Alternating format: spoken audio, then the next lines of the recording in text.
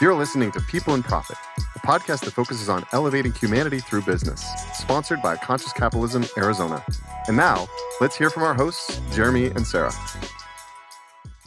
Well, hi, everyone, and welcome to another episode of the People and Profit podcast brought to you by Conscious Capitalism, Arizona. We're your hosts, Sarah McCarran, I can't even say my own name, and Kendra Maples, and we're very excited to be talking today to Ash Hachmeister and Noah Barrasso about how they're elevating humanity through business in their organizations, Benefit and Kaiser. But before we dive into the conversation, we want to share just a minute about conscious capitalism. Free enterprise capitalism has served to lift more people out of poverty than any other socioeconomic system ever conceived, empowering social cooperation, human progress, and elevating humanity.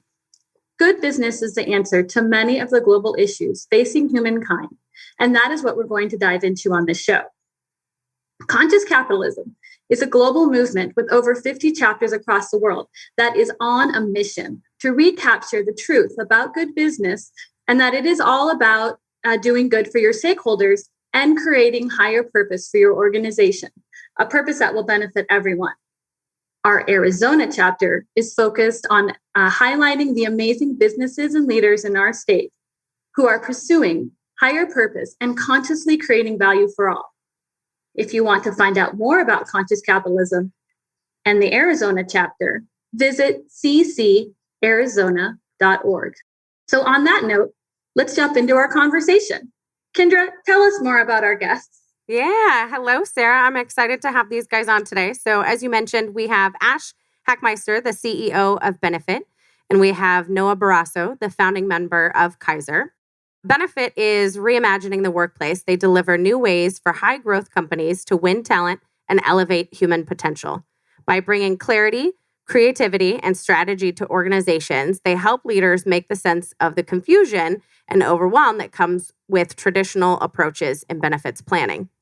With a focus on the needs of tenants, Kaiser specializes in helping companies leverage their real estate buying power to secure incentives and attract today's workforce, all while reducing the cost and the risk in the commercial real estate realm.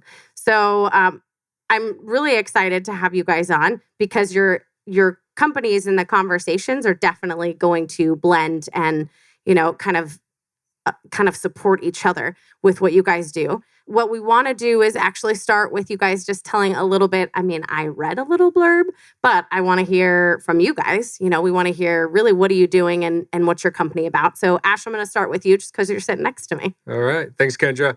Well, we started Benefit about 5 years ago. I kind of grew up through the payroll industry, grew up through the benefits industry. And I think in the world that we live in right now with insurance or benefits, you hate it. I hate it. Companies hate it. Employee hates it. Everyone hates it. And, we're on this runaway train right now. So for us, we wanted to start at a foundation with benefits, but it's just a foundation for companies. So many companies, they still just have this commoditized approach with insurance or benefits. So you've got this purpose-driven company, great culture, employees love working for the organization. And then on day one, it's here's your insurance stuff, go sign up. Mm-hmm. So one of our big things that we try to work on with our clients is helping them tell their story. Benefits is a part of that story, and we want to weave it into their story. What are all the perks? Why do people want to work here? What is your purpose? What is your mission? And we see a lot of companies, they don't do a very good job of telling their story. So that's kind of the first thing that we work on is helping companies tell their story, benefits being a part of that. The second thing is really helping organizations and employees become more knowledgeable and take control of their healthcare. Everyone thinks that they don't have control. We're just going to get another 10% increase. No, you can take control, and it really starts at a very granular grassroots level. And we like to simplify things. So at a very complex industry, simplification goes a long way for the clients that we represent and those employees, where the light bulb comes on and say, you know what, why do I think I need to be on this $500 deductible plan? And I'm throwing money away when I go to the doctor 3 times a year. So simplification is another big area that we focus on in the communication and the education strategies. We also take a very proactive approach with technology. ADPs, the Paycoms, the Paylocities, and utilizing solutions like that to create automation across the board. And then the last thing is well-being. And we've got a unique approach with well-being. Years ago, wellness or well-being was this buzzword, and we're going to grab Fitbits for everyone, and we're going to go run around the block. Okay, well, then it kind of came to almost a stick where if you smoke, we're going to penalize you. And if you don't have the correct BMI, we're going to penalize you. And it came full circle. And people were like, kind of get out of my health, support me and support my efforts. And so our approach is working with our clients to throw out lots of carrots for those employees, because we understand that Kendra and Ash, maybe we're both trying to lose weight, or maybe we view well-being as going camping during the weekend. Everybody is at a different point of that well-being journey. So we want to throw out lots of carrots and have those employees grab the carrots that are meaningful to them to develop their own path for improvement moving forward. So it's the benefits, it's the well-being, it's the technology, and then how do we really create alignment across the organization? So whether you're a new hire, you're exiting the company, you're going to open enrollment, you're logging onto a payroll or HRIS system, we want to try to create an alignment and a consistent branded message across the board. That's a lot. That was a lot. But so when it sounds like through all of that, though, that a lot of it is just breaking it down into essentially giving the employee options. The healthcare, what they want, the well-being, support. It sounds like a lot of what you're doing is really just managing options for them. Providing lots of options. We're a big believer in choice. Mm-hmm. And I think the overall thing that we try to do is long-term strategies to help build sustainable programs and get employees in the game. And it's, our industry has been really dictated on relationships. Everyone knows a broker, everyone knows a consultant around benefits out there, but it's still treated as a commodity when in reality, it's the second or third largest line item to an organization. So we want to develop strategies, and we don't want to like push employees to a plan. We want to start nudging and having them take control to build a sustainable program to where employees are in the game. Mm-hmm. And at an organizational level, what they're doing from a strategy and the education, the communication that they're providing to their employees to get in the game becomes part of their DNA. It's who they are. And then they get off of this runaway train or this death spiral that so many companies are involved in right now. Yeah, absolutely. I can say that I wish I had a company, especially in the beginning, right? When you get into a company and a job for the first time, they give that packet. You have to sign your life away, pick what health package, pick what. I didn't know what any of that stuff meant in the beginning. And even now I'm, figuring it out. So well, we kind of make a joke of it, but if I see one more onboarding or benefits guide with a person holding a toothbrush, I'm going to lose my mind. That's not your story. I love it. Well, thank you. Noah, how about you? Tell us a little bit about Kaiser and your role and all of that. I just want to say that's the smartest I've heard Ash sound. And that makes me, really applaud ourselves for hiring you and your team. But well, Noah still calls me every open enrollment period. What plan should I pick? but kudos to Ash. Kudos to Ash and their team. They do an amazing job. And it's funny, Sarah, I just have to touch on you introducing yourself. COVID's been so long and us working from home. It's being such an extrovert. I was out to dinner with my father and my mother, and I kept stuttering on my words and he's like, what's wrong with you? I'm like, I'm not used to talking to people like I used to. So when you go to introduce yourself, I totally get it. It's something we're all working about. So Kaiser was founded in 2013 by Jonathan Kaiser. And to dumb it down to everyone, we help companies lease and purchase commercial real estate. And it's about the what, why, and the how we do that. So commercial real estate, traditionally, one of the most dog-eat-dog industries. It's all about money. It's all about commission. We're independent contractors. And the more deals you close, the more money you make. Well, because of that, our competitors and other companies, about 70 to 80% of their revenue comes from that landlord listing side. So when they're representing a tenant, there's a huge conflict of interest because the majority of their clients or future clients are those ones that own those buildings, whether it's a tower, a high rise, or a big industrial block of commercial real estate. They're not going to look out for the little guy, which is the tenant. So we exclusively represent the tenants and the tenants only. There's never a conflict of interest. We'll never be going behind the scenes and saying, throw me a bone here, throw me some commission there. I will drive my client to your building. The second way, and kind of the most important thing, is our goal is to change the business world through service and selfless service at that. So many people just go and beat up each other at work. Your biggest competition a lot of the times is people within your own office. And it's just not who we were meant to be as a society. I mean, I was blessed and raised with two amazing families. I was not the guy knocking over doors and, like a rhinoceros trying to make every cent possible. So when I got in the commercial real estate industry, it was all about how many cold calls can you make? How many people can you get in front of? And how quick can we close them and move on to the next one? I got good at that, and I didn't like who I became.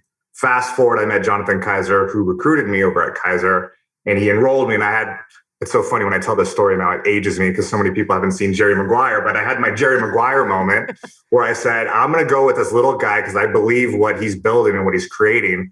And we can change the world through selfless service and show people you don't have to be, excuse my language, an asshole to win. Mm-hmm. You can serve people.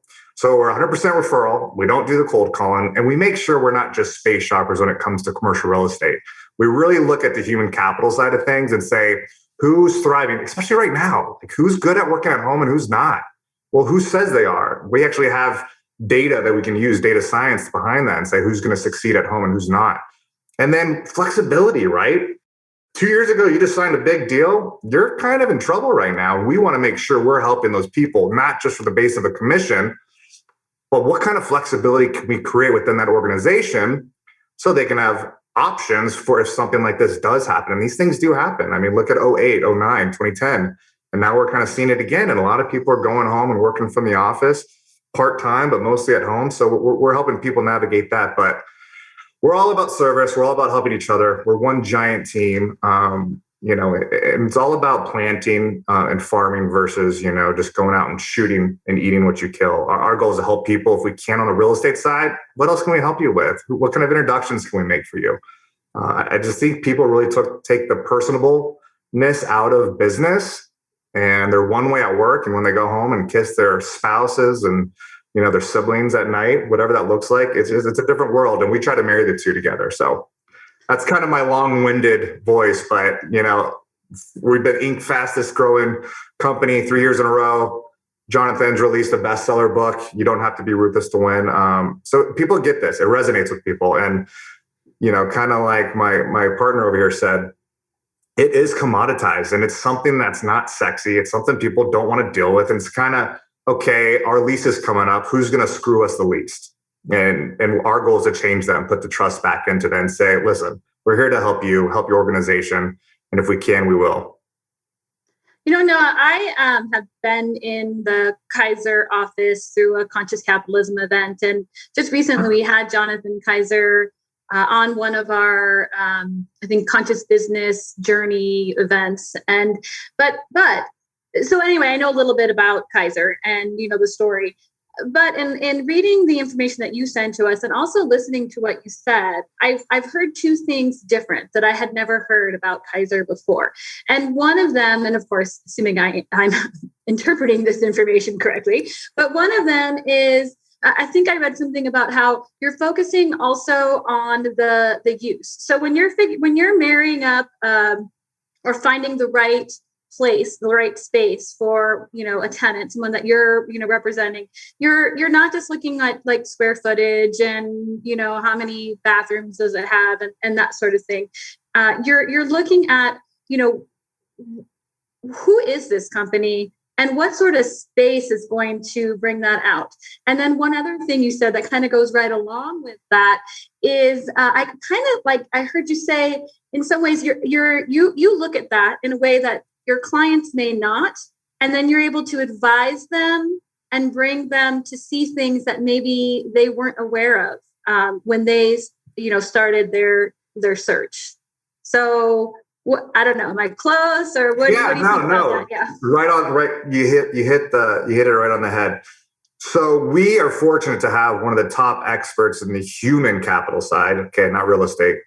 Like Ash said, second or third largest expense, we're right up there with insurance between 2 and 3. Number one, the people, the employees. Mm-hmm. So why not look at the employees first and foremost and not just go shove them in a cube somewhere, right?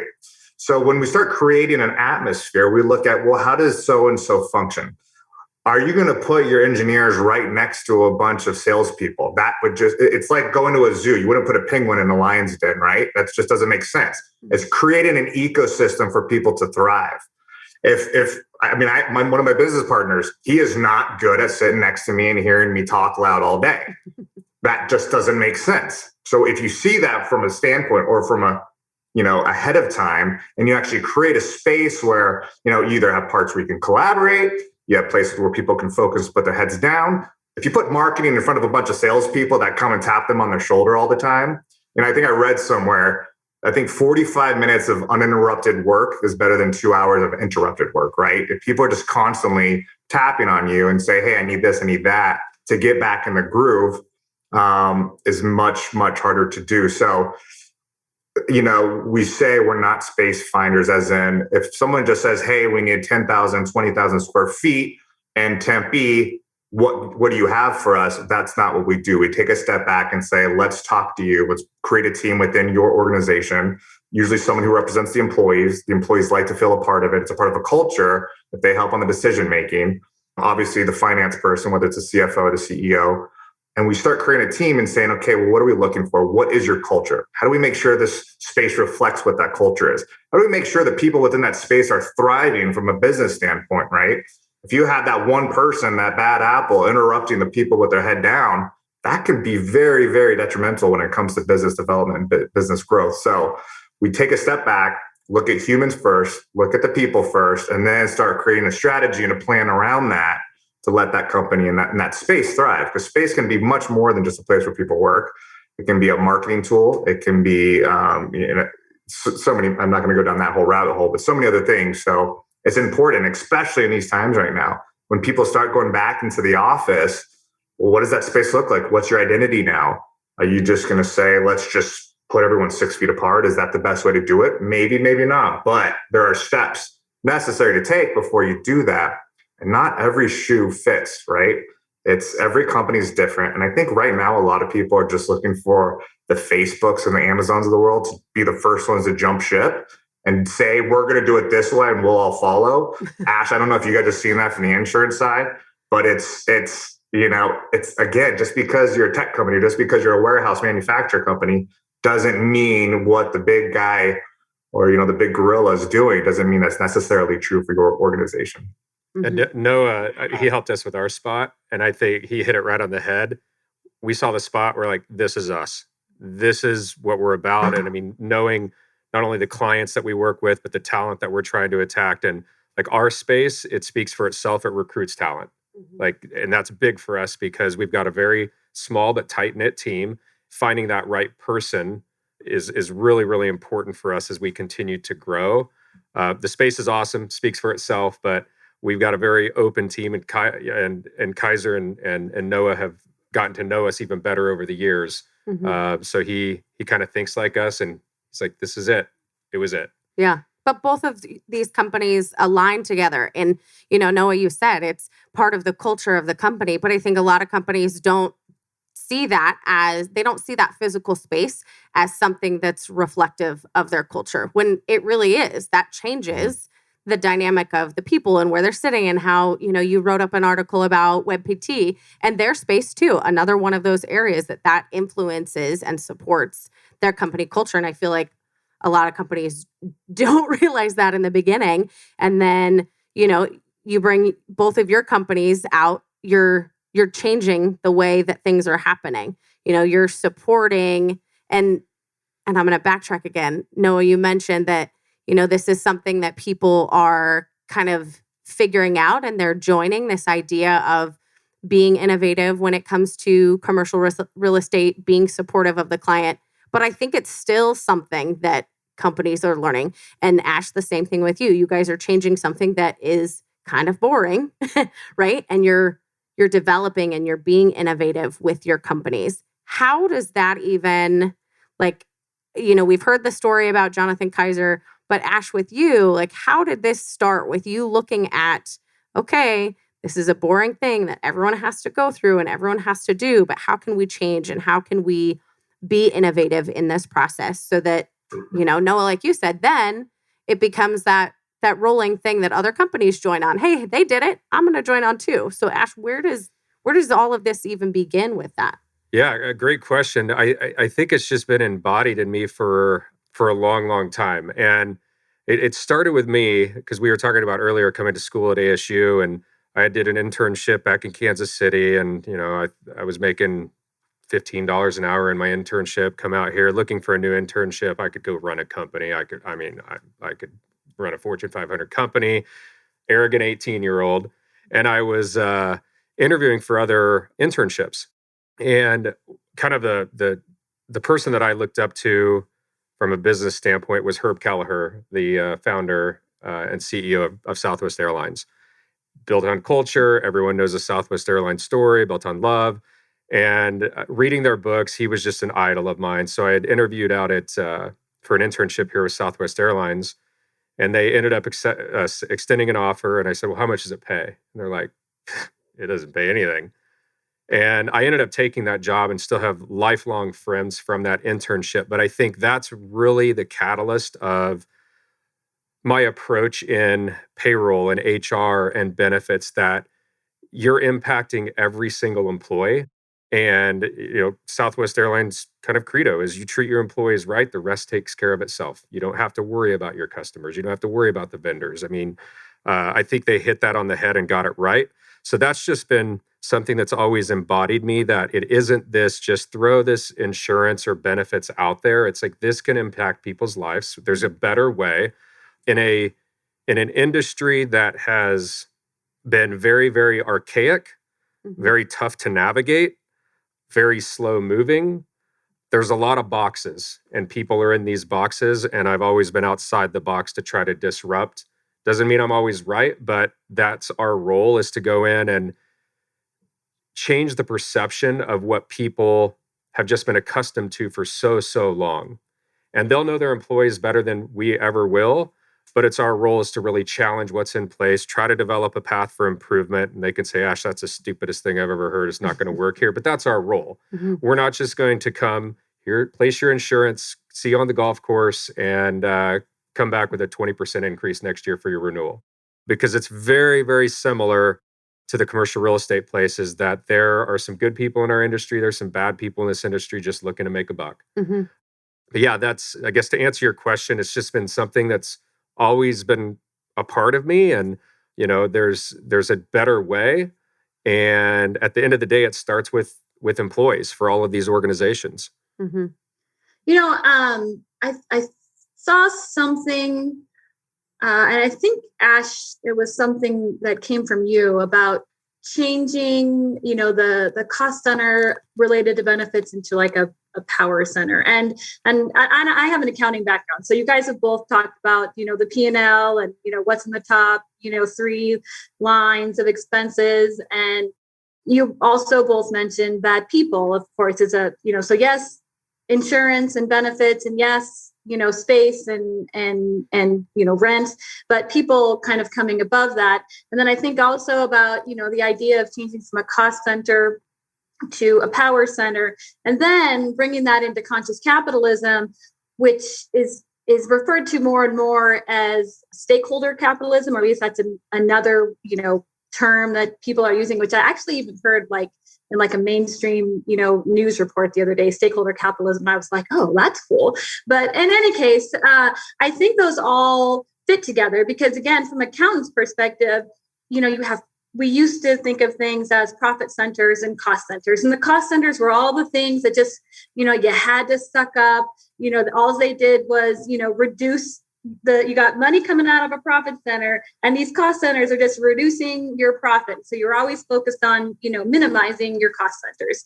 But now when we look at it, business from a stakeholder capitalism perspective, and it's not just what's best for the customers, but we have our internal customers. We have our employees who are just as important as, our other stakeholders, just as important as our clients. Then you say, okay, how the space that they're in, now takes on a whole new meaning. And it isn't just a drag. And benefits have a whole new meaning. They're not just a drag and a way to reduce your profit. They're actually ways to benefit a very, very important stakeholder group. And of course, when your people are happy, that just, that has a huge outflow, or let's just say ripple effect into the overall, success of your company. So I just wonder if, either one of you have any comments on that, flip into how the mindset of insurance as the cost center or rent as the cost center, and changing that into, no, this is a really important thing to benefit one of your very important stakeholder groups. Yeah, well, I'll start. Noah had mentioned with organizations that he represents, getting some of their employees involved in the process to feel like they are helping make this decision. Very similar, because it was probably this way in commercial real estate a long time ago. I'm the CEO, we're getting this space and we're moving here. And I live down the street. And I live down the street. Very easy. Hence why Midtown Phoenix is Midtown Phoenix. New offices in Ahwatukee, right down the street. But it's the same thing in benefits, that health insurance for so long, decisions were made by the executive team. I want a PPO $250 plan because that's the best plan to be on. Without getting any feedback from employees, you're pushing them out from a cost standpoint. You're providing no choice. It was because it was dictated on what the CEO or the president wants. And now it's getting the employees engaged and doing surveys and finding out what's important to them. And it's shifting for a lot of these businesses. Health insurance is still a big thing. People have to have it, but it's just the foundational piece that you're protected. Catastrophic event happens, you're covered, helping them navigate through the system. But there's a lot of other benefits in finding out what is meaningful to employees. We just did a survey for a client out on the East Coast. Giving back to the community was more important than 401k on the survey that we pushed out there. Nice. So things are changing within the workforce. And it's kind of funny, we kind of joke, but we've interviewed a few people lately. It always kind of comes up towards the end of the interviews, and they're like, so I had a vacation that was pre-approved by my current employer. It's in September of 2021, and I'm taking Thursday and Friday off. Is that okay? I'm like, what are these companies doing to you people? So the workforce is just changing, and people want different things. And so getting their feedback is extremely important, and providing that feedback to the executive teams. There's always going to be a financial piece to it. But for us, we've got the benefits. Let's lay out strategies. Let's get employees in game that will help control the bottom line, down the road, with people making good decisions and claims are running better. Because at the end of the day, if you have a happy, motivated, inspired, healthy employee coming to work every day, it's going to impact your bottom line, rather than this is a job, this sucks, and I don't feel empowered, and I've got no autonomy over what's going on here. Yeah, it definitely supports. And then it supports the passion that individual has to continue that hard work and that effort into the company and their health, right? Right. So yeah, if they're happier at work, they definitely are, healthier as well. Any thoughts on that, Noah? I think, I love what Ash just said. I think that's why a lot of some of the companies him and I focus on, although we do it all, are a lot of the younger emerging growth type companies who are creating a culture about their why and why they do what they do. And if you don't have that why, that's what I love about this organization, Conscious Capitalism. That's why we're thrilled to be a part of it. If you don't focus on that and don't give people meaning and a reason, especially with different workforces as they get younger and younger, they're not going to get behind it. And I think the average, I can't remember all the generations now, but I think it was millennials. The average millennial stays at a place for 18 months before they go to the next. So it's how do you keep them involved and excited? And, is that your culture? Is that what you guys stand for? Or is it just pay? And I think as things start shifting, a lot of it, like I said, has to go back to your why, and why folks and why organizations are doing what they're doing, and are they making impact? And then kind of to go back to, I think it was your original question, Sarah, and this I might shoot myself in the foot here, but with real estate, and again, working with young companies, there comes a time and a place to get that big, sexy space that is your marketing point, right? I think a lot of people look at the flashiness of others and say, if they have that, we need that. Otherwise, we're failing. And as a broker, instead of trying to go push them in a space to collect a commission, we say, take a step back, focus on your people and your business, grow that, invest in that. Don't waste money on your real estate right now when you don't need to. Mm-hmm. And then there's going to come a time and a place you're going to know that, and we'll help you get there. And we'll put strategies or goals or benchmarks, whatever that looks like, to get there. But I think some of those times, I mean, look at that. I mean, look at Kaiser. It was so much fun working, 5 of us in the back of an architectural building. That's when you created the company. That's when it was fun. And that's how you get the core. And I think companies need cores who build up their business, and then you start recruiting from that standpoint. And I think, that's the heart and soul of an organization. And if people don't have that, it's really tough to thrive. Going on the commercial real estate, I don't want to speak on behalf of Ash's industry, but it's all about knowing when and where and how to do it, and not just rushing the gun and saying, because so-and-so did it, I have to now go max out all our savings, all our investors' money they've invested in us, to go get this big, sexy space because I need to recruit, retain, yada, yada. There's a time and a place, and there's many strategies we can help implement for that, but we do not rush folks and organizations into go getting those spaces until the time comes. See, and there you go again, just focusing on that advisory role, recognizing that, we're experts in space and understanding how it fits a company. And then I really, really like how you're thinking about the future for your benefit and for your client's benefit, right? So if you help them strategize, we want to see you in the big, sexy place too. But for your business, when is the right time? What are the strategies? What are the benchmarks? I think I even specifically heard you say. And so, it helps give them, some sort of, context or guidelines with all the experience that you have, but then it also keeps you all, connected so that, when they're ready to make that next step, of course, they're going to come to you. How does that, real quick, Sarah, how does that, Noah and Ash, for you too, how does that look and feel when you really are in 2 different industries that they're out to make a buck, like you said? It's about the money. It's about, let's make a buck. It's not necessarily about the person on the end. And Noah, now you're saying with you guys, with Kaiser, you're actually telling people, hey, if you're not ready to do this, it doesn't have to be right now. We can wait. We can do this later. You really do have it for their benefit, and you have their back in this. How does that look? I mean, obviously, you align with conscious capitalism. You're in it for the people and the tenants and all of this. But at the end of the day, right, part of this is profit too. Mm-hmm. How does that look and feel with your industries and maybe some of your competitors? Like, how do they look at you guys? And maybe in the beginning, right, with having Jonathan come up with this idea, people are like, what is this schmuck doing? No, it's patience, Yeah. That's... if you're joining Kaiser, or if you're doing things the right way, as I think most of us do within this group, it's a long-term investment. Mm-hmm. Most of my clients today, I've met 5+ years ago, and they were working with other brokers 5+ years ago. It's serve. Okay, you just signed a lease. Oh, you're out marketing. You're touring with someone else. What else can we be doing to help you? Oh, you're looking for a CFO. Weird. We're an FEI, and we know a bunch of CFOs in transition. Oh, we just helped that CFO transition and get that job. Serve. Where else you can serve? Mm-hmm. It's that give and you shall receive mentality, right? It's something that's the most fulfilling thing. So there's science behind it.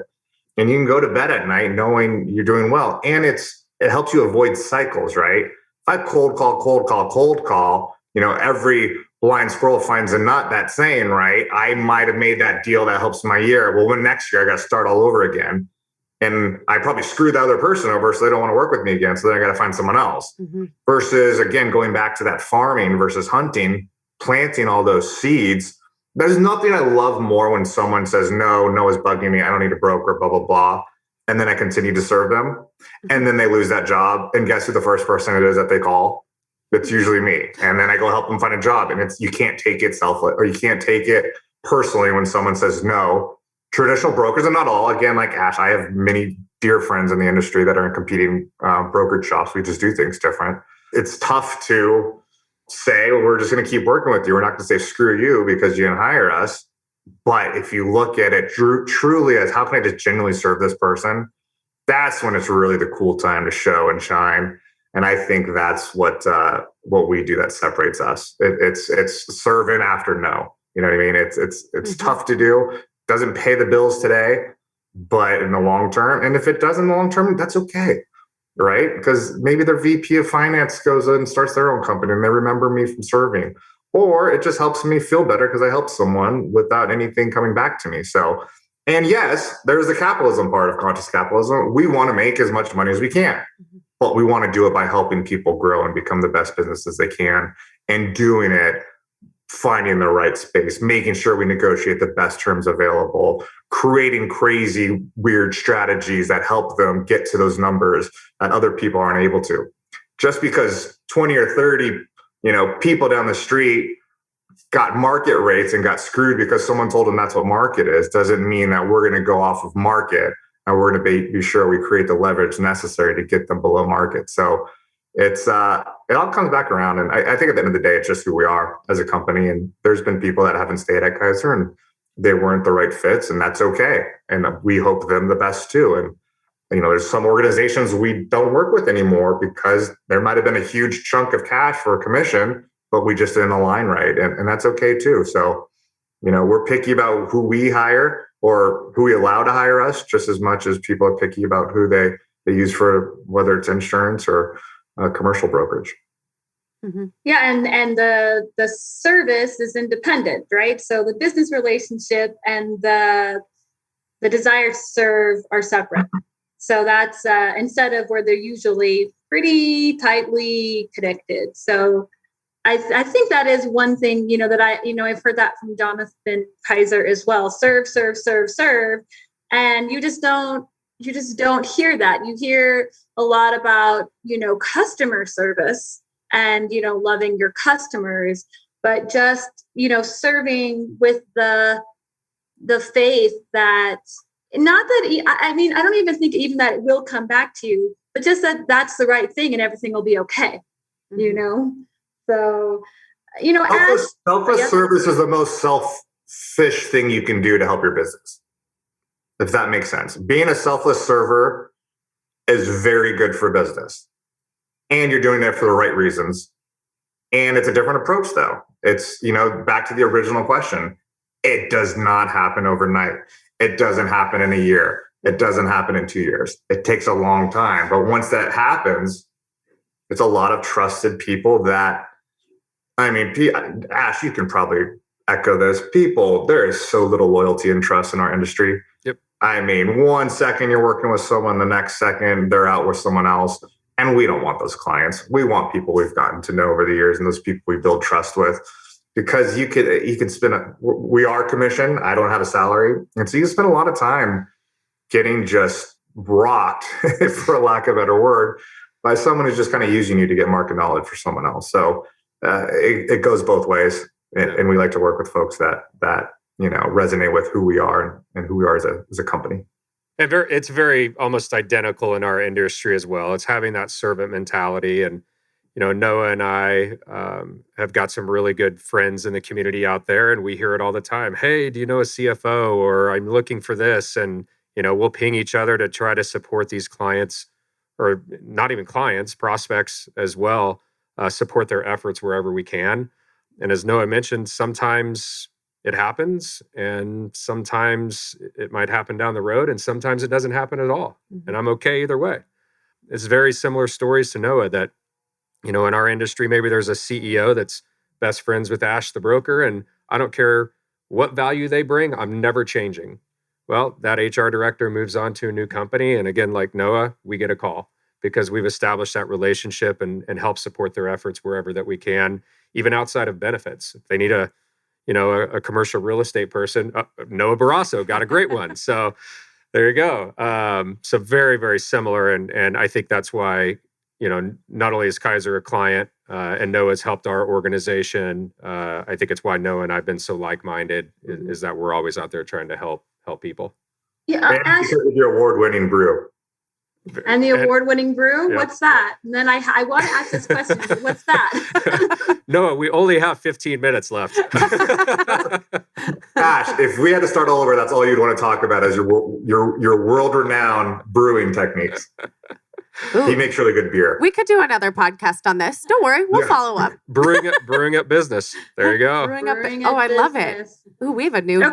Okay, well then maybe we'll get a little bit into that. But the question that I'm just really trying to get to you, Ash, as a business owner myself, you said something probably in your intro about getting employees in the game, and that triggered something in me because we have the different benefit offerings, and you as an employer and you who cares for their employees, and you want to give them the different tools and opportunities to have healthy, happy lifestyles, and yet getting them in the game, getting them to see the value in the benefits, getting them to take advantage of them is, and from my perspective, a challenge. So when you said getting in the game, is that what you meant? And if so, tell me more. Yeah.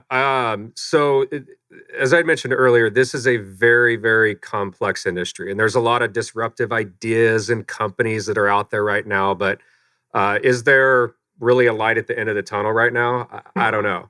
And that's why I think it's so important to, I guess I'll say, change the perception of what employees maybe we're accustomed to, because we're part of the problem, just as the facilities and the hospitals, just as the insurance carriers, we're part of the problem too, because we've created a mindset that I worked 15 years ago for a very large company. I had a PPO $250 deductible plan, and it was $50 out of my paycheck. My perception was that's the best plan to be on, and the company needs to offer it to me. And there is still, I'll say, a little bit of an entitlistic mindset with people out there that's what they've been accustomed to. You as a company should offer this super rich plan. It's perception. It's what they perceive. Mm-hmm. What is a rich benefit in the world that we live in today? We need to start changing that mindset so we get people into the game. They take control of their health. They're making good decisions. They're empowered. And by doing that, that's impacting the client or the employer as well on how claims are. And again, it becomes part of your DNA of who you are as an organization. Running through scenarios, I'm Ash. I just graduated college, and this is my first time having benefits or insurance. And what does that mean for me? I never go to the doctor. I'm Ash, and I have a family of 4, and my kids are at the urgent care every single day playing soccer or baseball. What does that mean to me? Mm-hmm. Let's do some math around it. And I'm Ash, and I have to get a knee replacement surgery, and it doesn't matter what plan I'm on, I'm probably going to hit my out-of-pocket max. It's walking people through different scenarios. And again, like you said, Sarah, tools and resources and tips and tricks. That is the constant in our industry, is education and communication. It is the constant. Utilizing multiple mediums, but putting a little bit of levity into it as well. No one wants to go to an open enrollment meeting. It's like, no, that's the most boring thing ever. Hey, let's have some fun with it, and let's have some self-deprecating humor and say, Ash, I saw a picture of my dad when he was 20, and I was like, hell no, I'm not losing my hair. I need to take Propecia. Well, what does that look like? I can utilize this solution and pay a cash rate that's even cheaper than running it through insurance. Okay, I get it. And again, it's a long-term strategy. We've got a pretty large aesthetics company here in town that, again, perception. 4 years ago, they had a $1,000 PPO plan. That was the plan to be on. It was a rich plan, good benefit, pretty inexpensive. Fast forward 4 years later, the cost of that plan has went up maybe $25. We've rolled out other plans, HSA. If I'm a young person, maybe an HSA is important to me. I can sock away pre-tax dollars. For executives that are like, put me on the $250 deductible plan, when they get savvy and they understand it, it's like, why haven't I been on that and doing this from a tax benefit standpoint? Mm-hmm. Fast forward 4 years later, 225 employees have all migrated to new plans because the light bulb went on. They've become engaged in their health, and they're starting to do the right things. And that cost of that plan hasn't went up. it's changing the perception. And especially in the world that we live in today, where insurance isn't a fun thing and everyone hates it, it's very important to try to change that perception of what we've been accustomed to for so long. Mm-hmm. And to add to Ash, he jokingly said how I call him every year to figure out what I should sign back up to. We know it's not a joke. but it's not a joke. And that's the cool thing about Ash is like, and I think that's what a lot of people that are part of conscious capitalism is he'll get right back to me and guide me through the different options I have, like he said. And also like their organization. And we pride ourselves doing this too. I mean, I didn't know what half thing Ash just said right now, but he can dumb it down for you. Like it's French to other people. It's very scary for young people to figure out what do I do? What do I not do? And if they have parents that have worked for an organization forever, they don't really know either because like Ash said, they just say, oh, this is what I heard.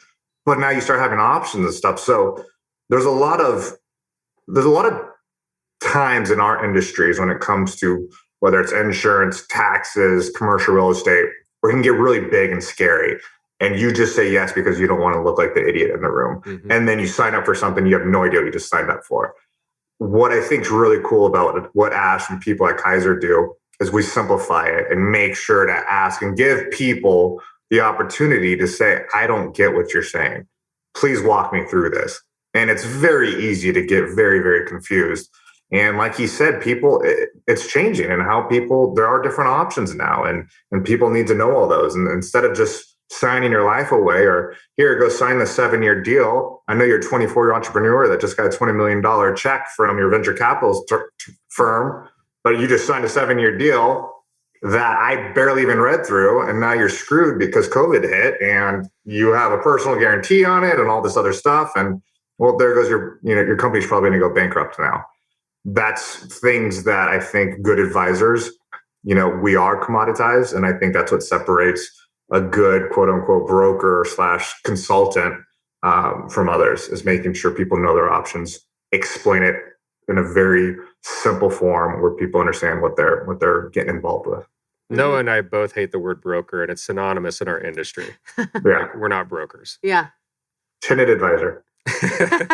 But both of you are explaining these things to people in a way that they feel comfortable saying that in the first place, right? Noah saying, hey, I don't understand what you're saying. Can you explain it? And Ash, you guys are doing the same thing because Noah, you mentioned that kid it's their first job. They just pick a thing because they have no idea what they're doing. I was that. I had no idea. And when I did, I still do it. Right? I still do it. That's why Ash, just pick which one my lifestyle. Which one do I need? There you go. But at least being able to ask in a way that you're not like, oh, great. Oh, what does this kid want? At least that you can say, hey, Ash, what do I do? And it's comfortable. It gets scary. I mean, like Ash said, that one person, single, etc. My buddy just had a second kid, and that's a whole nother freaking world. Like, I don't have children yet, but to think of that, I mean, there's a lot of different options, and it's scary. And so, again, people that are there for you and help you, it goes so far. Because again, to the average person, it's French. It's speaking French. It's a different language. We don't know what that means. Yeah. Mm-hmm. And I mean, it's in insurance, it's risk, but it's understanding the risk and understanding the options and the choices and again, perception, but changing the perception, doing a little bit of math around it, thinking a little bit different than like Noah said, Dad, what plan should I get? Well, get the PPO $250 plan because that's what I had at Intel for the last 20 years. So, exactly. It's changing and the benefits are changing for what people want. I mean, we see it a lot of times, like with companies out in San Francisco that are moving here now. And we see it every single day. Perception benefits, low deductibles, and we're paying 100%. Well, from you'd mentioned cost center, Sarah, there are so many organizations throwing hundreds and hundreds of thousands of dollars away because they think that's what they have to do. Well, okay, if you have a 22-year-old person on a plan in California that's going to the doctor 2 times a year, why are you paying $15,000 a year when, hey, like Noah, I'm taking control of my health and I'd rather you fund an HSA 100% for me so I have something to show for at the end of the year. You're building up a secondary retirement vehicle. You're lowering the cost of the company's annual spend too. It's a Yeah. win-win. It's a win-win. So it's again, changing this commoditized mindset that's just been prevalent in our industry for so long. And what people want is changing. I feel like I learned so much, but I have so much to learn still. I'll be calling both of you later. Ash, is it easy to put together a plan that has a lot of options, even for small companies? Because like you said, that with so many different individuals with different needs, speaking for myself, we get like 1 or 2 options that we can give people each year. So is that just because too many companies are stuck in the old model? And is it easy for even smaller companies to have lots of different options? Yeah, there's some nuance to the size of organizations and the ability to get, I guess, more creative. Under 50 employees, it's kind of every carrier just has a set of plans and you kind of pick your plans, but you can still put some strategy around that. I think too much choice is bad sometimes. And we've seen that with organizations where they have like 10 plans and there's not a lot of separation between plans. And then what happens, you see the enrollment. You have 10 plans, 100 employees, and 10 people are enrolled in each plan because it's mass confusion. So we want to delineate between plans and help them understand, here's plan A, here's plan B, here's plan C. How does this impact you or your family? Understand the plan and make an informed decision that you think is going to fit you or your family's needs. So you got to just kind of get a feel for who this workforce is and what are the best limited number of options to benefit the greatest number of people. Yeah. Is that why you hate the Cheesecake Factory? Too many options? Yeah. It's the same thing. Totally the same thing. Well, I hate to break it to you guys, but we are almost to that time. So we have just a couple of moments left. So I want to give you both the opportunity to give any last insight, maybe tell us what the future looks like for both of you. Can I make a specific request out of Noah? Oh. Can you help us, give some words specifically about others beginning to serve others to grow their business? That's my specific request on your closing remarks. Oh, you could both do that. Yes. Okay. And then I think we have enough time for 2 callers. In order to be on one of those shows. They're on hold right now. In order, the longest wait. Yeah. Would you like for me to hang up and call in? Yeah, we can fake it. Caller number 7. Yeah. So without taking up too much more time, one book I'd highly recommend, Never Eat Alone. That's the book that changed my life and taught me how to be a selfless servant leader. So my goal when I meet someone, and this is just simple, this is a little tip, is what can I do? How can I find multiple ways to serve that person without asking anything in advance?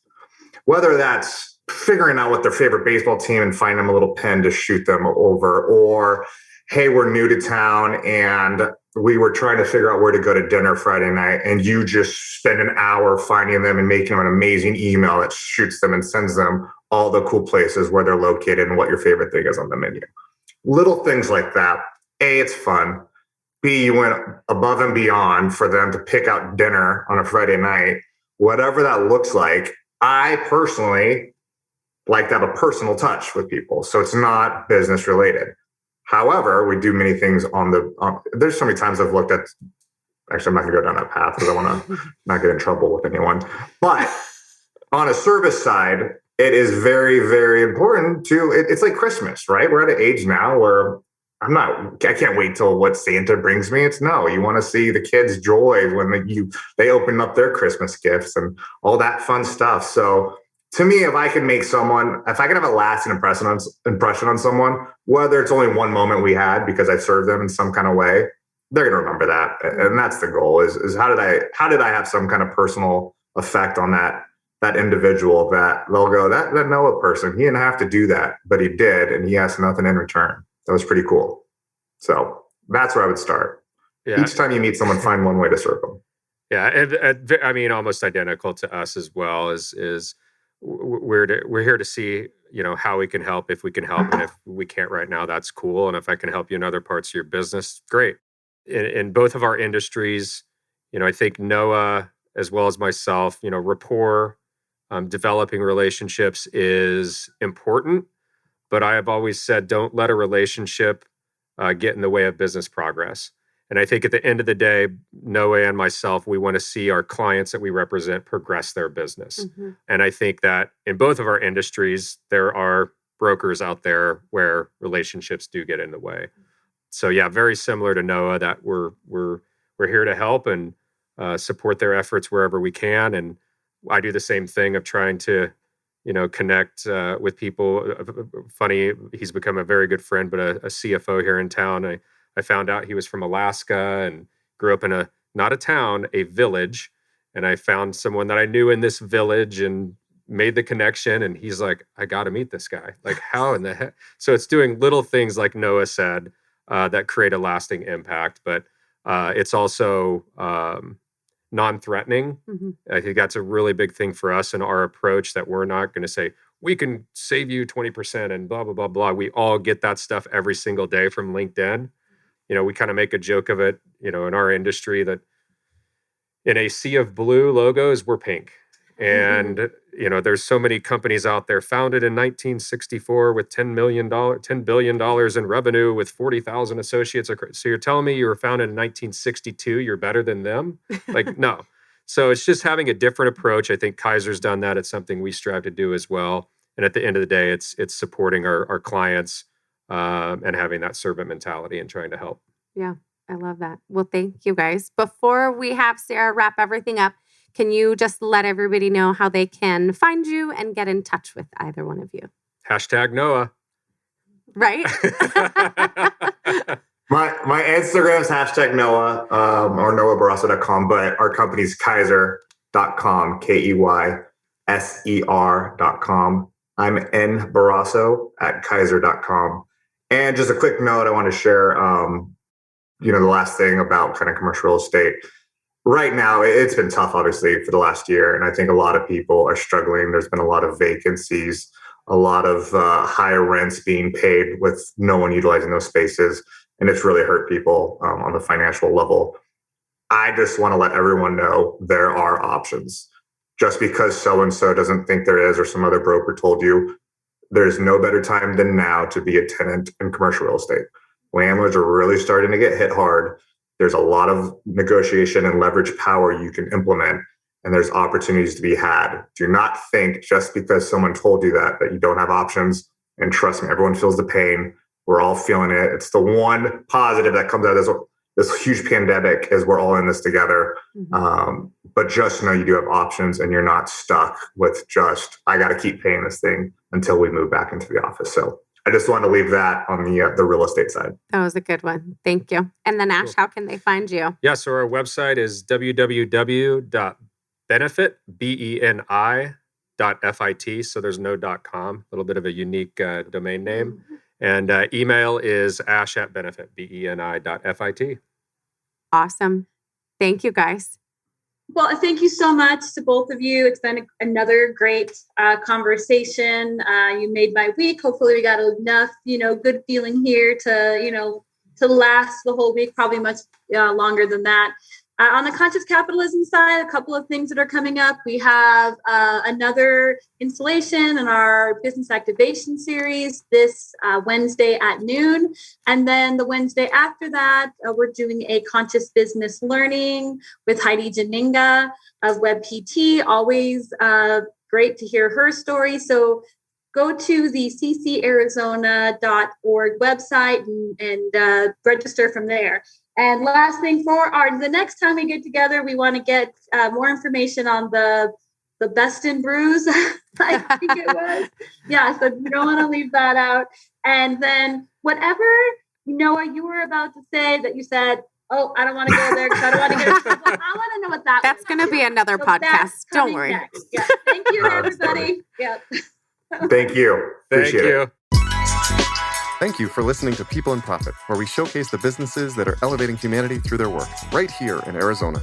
Learn more about us at ccarizona.org.